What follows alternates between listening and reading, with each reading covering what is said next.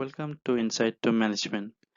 This is the fourth video of the series where we see the tale of marketing from the theory perspective. If you're a student who is finding it hard to understand marketing concepts, or someone who is going to sit for a marketing interview, or a professional who just wants to revisit the marketing concept, or just a marketing enthusiast, then this is the video for you. I'll go slowly and starting from very basic to help explain the concepts as easily as possible. Alright, let's start. Today we are going to see one of the most fundamental concepts of marketing, which is the piece of marketing. The 4 P's. It is also known as marketing mix. It helps you define the 4 parameters, which are product, price, place, and promotion. Now, why it is that these are so important? To simply put, it tells you what and when is best for where. By that I meant that if you know what products go well at what time of the year and where should you sell it, then you can definitely capture the market.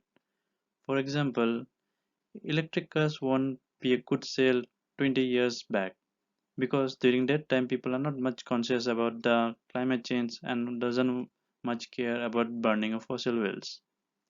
Similarly, selling newspapers to younger generation is not a good idea because they are more into consumption of news from digital media. Let me tell you that I have seen students use this framework so extensively or even force feed it. Hence, it is important to know when to use it. It is best used when you are launching a new brand or product, or you are launching a new product under the existing brand. This is also known as brand extension. Now let's look into the 4 P's in details. The first is product. What characteristics we look at while creating a new product? Its physicality, how it looks, size and shapes, feel, smell and touch. What will be the product's point of differentiation or POD, and what are its points of parity or POP? This is because there might be some other similar products in the market, so you need to see what should be the differentiation of your product and what characteristics are okay to be similar. Next is price. Here we'll look at the retail price of the product and how much it should be. How much margin should be given to retailers, distributors, etc. How much would be the payment period with your vendors, suppliers, buyers, and what percentage would you keep credit up to? Next is place. It defines where and how would you place your product in the market. How is your sales and distribution network? Is the sales and distribution network reaches to the target customer efficiently? Where should you sell your product? Is it in the supermarket, HSM, mom and pop stores, etc.? Which region or geographic location is best to start for you? Should you go to a door to door to sell your product or give demo trial product initially? These are all the parameters which falls under place. Next is promotion. This is how you are going to make your products well known to the customer and how you nudge them to try it, how you advertise and what means you use to do the advertisement. If you are starting a new product, how are you launching it? Are you doing a launch event? Also includes any store benefits and discounts that you provide to increase promotion. So that are the 4 P's. However, you might be aware that we actually have 7 P's. So the question is, why 7 and not 4? Two reasons. First one is that if you look at some decades back, most brands that are involved in marketing are selling products, a physical substance. However, as the time when service-based industries are coming up, where there is no physical product but a service which is marketed, and where you are selling service, importance of customer service increases. These are the two factors that can't be covered by the initial 4 P's, and thus 3 more P's were included, and they are people, process, and physical evidence. Under people, it includes employees, workers, as well as the customers. What are their satisfaction level? Does this business able to retain the talent or attract the right talent? Next is process. In a service-based industry, customer experience is an important factor. Right from the start to of the service to the end, how is the customer journey? The different processes of business like research and development, IT, logistics, etc., are they functioning well among themselves? Is there a process set up where things between these functions work and move properly? Next and last is the physical evidence. It gives a sense of belief to your customer about your brand or message. If the company claims to be the biggest software provider, does it actually that well known in the industry or in the software industry? If the company claims that it settles insurance claims most in the industry, does it actually have data or actual cases to show that? So that's become your physical evidence. Now that we have gone through the all 7 P's, let's see a use case. Let's say the problem that you are trying to solve is that you wanted to start a classy restaurant with online food delivery for millennials. How would you apply the 7P?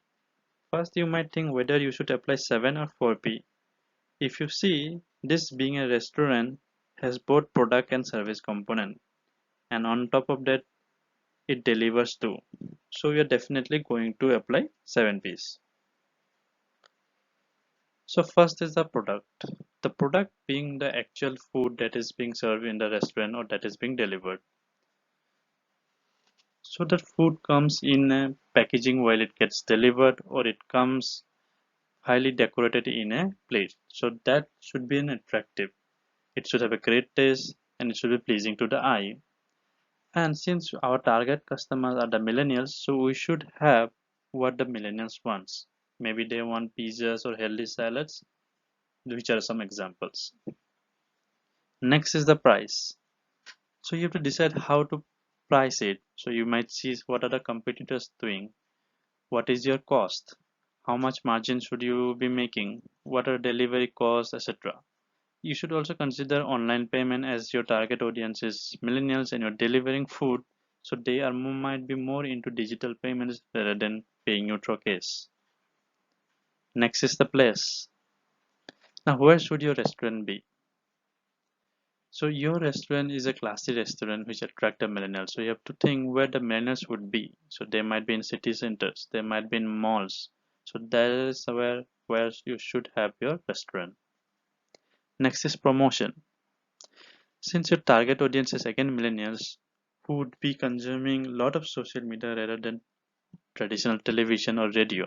Hence your promotion should be most on social medias. You should keep on discounts as millennials would prefer to go places where discounts are there. You should provide discounts and free deliveries to attract them. Next is the people. People includes both your customer as well as your employee. Since it is a service based business, hence customer satisfaction is very important. And similarly, how do you treat your employees, your cooks, your delivery agents, your staff? That falls under people. Next is process. So as since you are a restaurant business, you would have different processes such as procurement of raw material, cooking of the food, and then getting it served to the customer through waiters. So how this all three this process work well? Are they in sync with each other? Also, you would be also delivering the product. How is your delivery process? All these are to be kept in mind and checked under this parameter process. Next and the last is physical evidence. Since it is a classy restaurant, does your restaurant resemble that classiness? Does it has any physical proof? So your interior of a restaurant should resemble classiness. It should be in a suitable locations and you should have a good social media presence where you should be posting pictures to reflect that classiness of your restaurant. Hence it will give a physical evidence. Thank you for watching this video. That's all I have for this part. Hope you were able to understand the piece of marketing. Hope to see you at the next one.